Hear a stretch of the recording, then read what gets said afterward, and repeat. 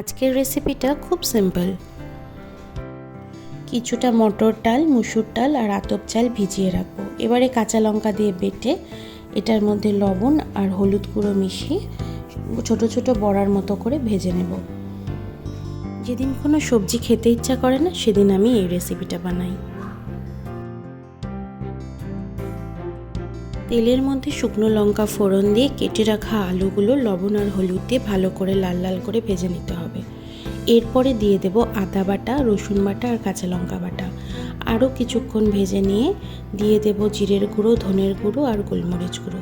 তারপর সামান্য জল দিয়ে খুব ভালোভাবে কষিয়ে নিয়ে আগে থেকে ভেজে রাখা চিংড়ি মাছগুলো দিয়ে আরও কিছুক্ষণ কষিয়ে গরম জল দিয়ে ফুটতে দেব। দিয়ে দেব গরম মশলার গুঁড়ো আর ভেজে রাখা ডালের বড়াগুলো। ভালোভাবে ফুটে গেলে নাড়াচাড়া করে নামিয়ে নেব। কেমন লাগলো জানিও।